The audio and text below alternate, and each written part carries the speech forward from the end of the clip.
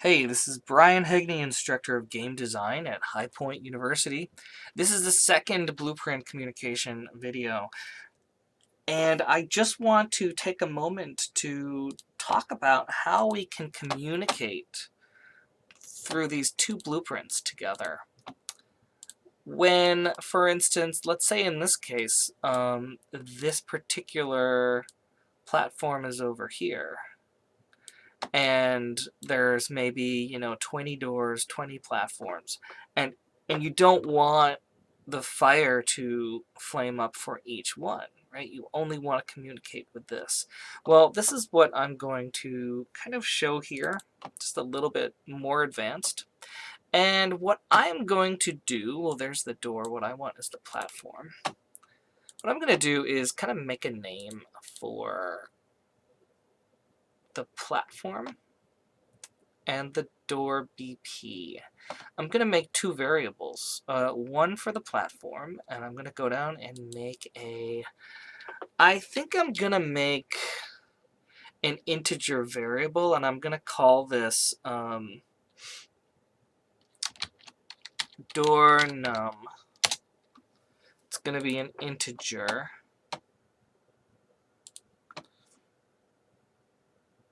And for the BP door, BH door BP, I'm going to create another variable called platform num. And that's going to be an integer. So 1, 2, 3, 4, 5, 6, 7. I'm going to expose them both to the public, compile that, set them all to 0. That's fine.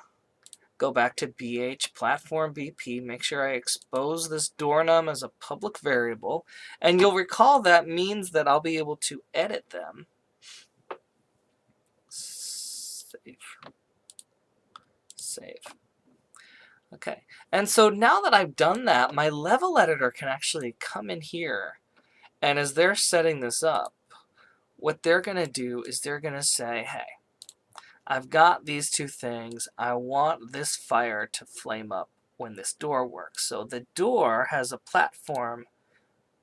Did I select the wrong ones? I did. I gave I gave the platform a door num. I should rename those. Shoot, I have to. I'll call it platinum for the platform and door num. Boring door num. Oh! Wonder why I can't do that. I don't have door num anymore. I bet it's in memory, that's why. So I can't name this door num anymore because I think the previous door num is in memory. So I'll call it door num with 1 O. Oh, yeah, I think if I close this, save all, click save, I believe I can go now to this and rename it door num. I hope. Nope. I wonder when I'll be able to do that. Goodness gracious. Okay, so door num is it has to be spelled the dumb way. That's okay. That's okay. So now when I select the door num, if this is the first door, it's 1. And if this is the first platform, that'll be 1. But right now I'm going to name this, or I'm going to put this to 2, just in case. And what we're going to do is we're going to go back to that door, and we are going to say for each. Instead of just doing a for each, I am now going to delete this print string because I don't need it. I don't care about the name. I'm going to do a branch, and it's going to check something. Well, what do you think it's going to check, people? What am I checking for? I am just going to check for the condition of, it's going to be an equals equals, and it's going to be an integer. I could have easily have given them names. Maybe that would have been more helpful. Actually, maybe that would have been more fun. No, whatever. I'll give them integers, right? But I could have given them a name, so the level editor could have said, like, stupid door. And, I don't know. No, you know what? I like integers, so I'm going to say equal. I'll keep them integers, okay. What I'm going to do is say, hey, two things have to be the same. door num has to be the same. And what else has to be the same? Oh, I'm going to bring this down here instead. I'm going to grab that array element. Remember, this is going to go through all of the lists of platforms that are in that level. And I'm going to say get plat num. And now I can access every single variable in the platform. And one of those is what we just created, the get plat num, or the plat num integer value. And remember, these are being set by the level designer right in the level condition. So if those two numbers are equal, then you're going to activate whichever particle system from whichever platform it is, right? So it's going to do this for every single platform. All right, now let's play it, and we'll see it doesn't light up. And why doesn't it light up? It doesn't light up because I set the plat num to 2, not 1. Whoops. Because my door in my scene is set to 1. So I'm going to take my platform, set it to the same number, which is 1. And remember, so this is your level editor could be in here and be like, okay, this is door num 1, this is plat num 1. Now those are going to fire off when I'm actually in the game. All right. And this is now a great way to communicate between blueprints and actually specifying which of the many instances of the blueprints are going to work, right? So actually, I could do it. Let's do one more just to see how easy it is. Which door? I'll bring in this door. I'll just rotate it here.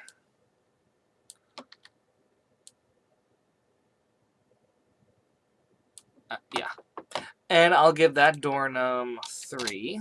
And I'm going to give this plat num 3. And so now these 3 are going to be linked. Or these 2 are going to be linked. It should work. Oh, you didn't work. Oh, duh. Okay, haha. What I didn't do was this one thing. I didn't drag its door location end upward. Oh, but I can, I might not want to drag it upward. I might want to drag it overward. There.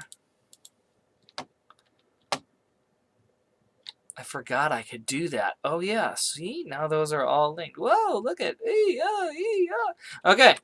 There you have it.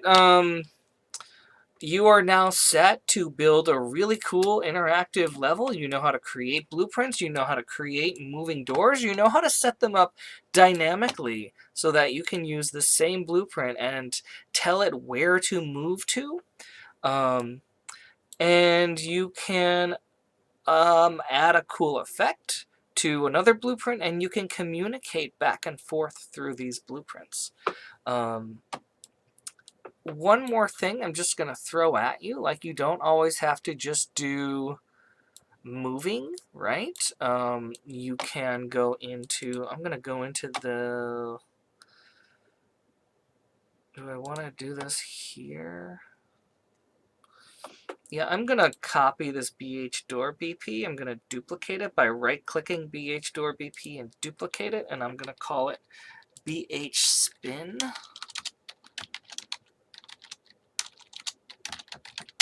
BP, it's called BP1. I'm going to get rid of that one. I'm going to go in here, and I'm going to say, instead of set relative location, like if you want to, you don't have to do location. You can say set relative rotation, right?